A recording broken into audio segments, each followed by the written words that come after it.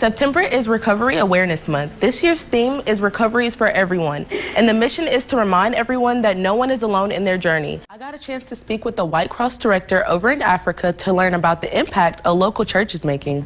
Century Baptist Church has been sending over medical equipment to hospitals in need in Cameroon. I read somewhere that you do not have apps on your iPhone.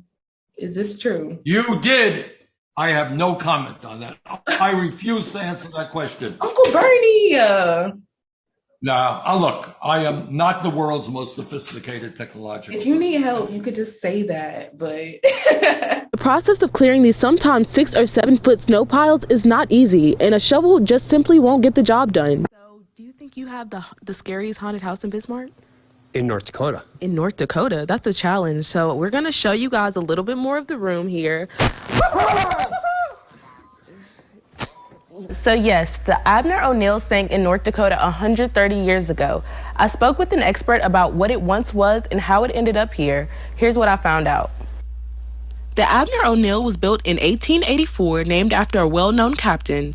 The boat frequently transferred wheat between Washburn and Bismarck and Mandan. In 1891, the steamboat became stuck in ice with cargo and remained stuck throughout the winter months, but was later hauled out and back up and running. On July 17th of 1892, the Abner O'Neill was between Washburn and Mandan when it struck a rock and began to sink. The boat and cargo were a total loss.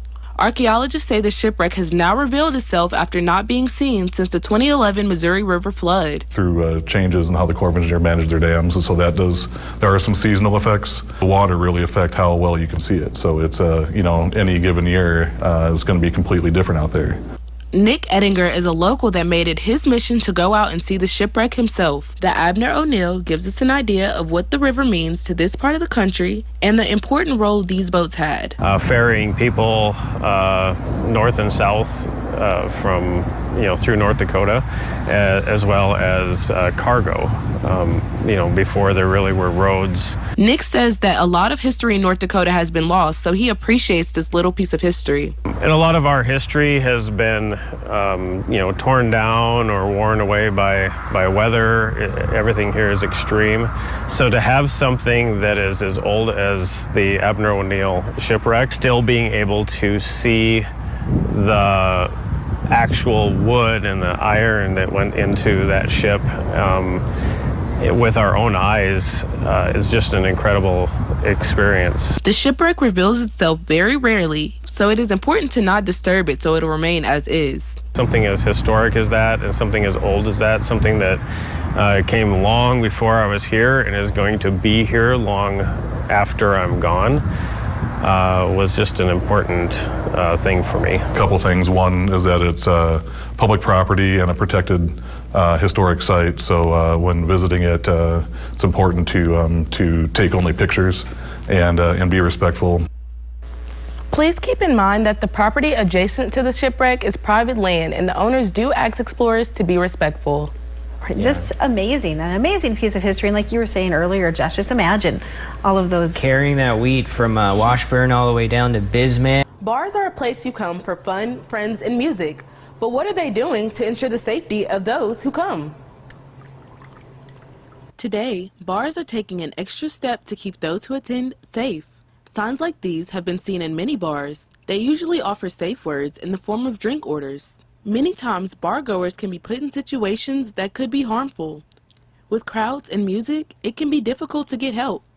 According to the National Human Trafficking Hotline, there were about 21 cases of trafficking reported in North Dakota in 2020. General Manager of Luft Bar, downtown Bismarck, says it's important for people to feel safe while out. It gives them kind of a feeling that they can talk to us if they're uncomfortable or if they're feeling any type of suspicion of something going on. The signs are purposely placed in areas like the bathroom, and women who aren't comfortable have the option to get help discreetly. I had an opportunity to visit a historical hidden gem. I'll tell you more about how these abandoned cemeteries can teach us North Dakota history. Cemeteries are meant to be beautiful resting places for loved ones who have passed on, but these sites have become faint memories.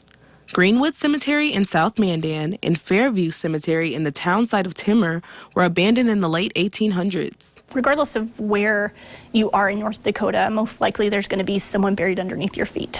There's a lot of historical remains wherever. With Greenwood is that it's proven that this was a cemetery and it was intended to be an incredible place for people to be buried and for people to rest easy for the remainder of their bones, I guess. The historic value of these two cemeteries have been well underestimated. These are the people that came and settled. These were the people that came and paid a heavy sacrifice to start a life here. And they helped build the county. They helped build the state of North Dakota. Greenwood Cemetery is 40 acres and was established in 1882. It is significant because it is the first legal cemetery in Dakota Territory west of Jamestown. Now a field where horses graze, was once a peaceful resting place for Custer soldiers, county founders, and many other prominent citizens. And what we found is there is possibly soldiers that have been buried in Greenwood that maybe we've forgotten about. I think it's incredibly important that we recognize those individuals. In 2008, during the City of Mandan Water Tower project, the city dug up over 40 unmarked graves. Those individuals now rest in one of the many mass graves in Greenwood. County staff have recently discovered many unmarked graves. Of 36 known graves in Greenwood, only 11 were marked. There has been too many possibilities of unmarked graves that it would probably be dangerous to start allowing human burials in that area and not hit something that nobody wants to hit. After more research, we began to realize Greenwood was not just a cemetery. It may have been a missing puzzle piece to North Dakota history. The county realized that the historic wagon trail potentially went straight through the Greenwood Cemetery. Individuals that were either traveling to or from Fort Lincoln used Greenwood Cemetery to cross into Mandan, North Dakota. Wendy Bent, Morton County Human Resource Director, fears that if no one pays attention to these cemeteries, they'll be forgotten. Honestly, since early 1880s to late 1800s, those individuals have been forgotten over and over and over again. The goal is to restore these cemeteries to peaceful resting places and prepare them for future burials.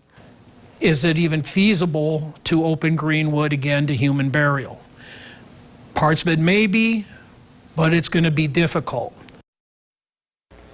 Protecting the history of North Dakota is the driving factor in Morton County's push to gain ownership of these cemeteries. Going to cosmetology school is not only important for the safety of your clients, but for you as well. Being grateful is clearly an important part of the holidays and your health. I'm grateful for all the opportunities that I've had here in North Dakota thus far, and I'm looking forward to what's to come. I'm Kaylin McLaughlin reporting in Bismarck for KX News.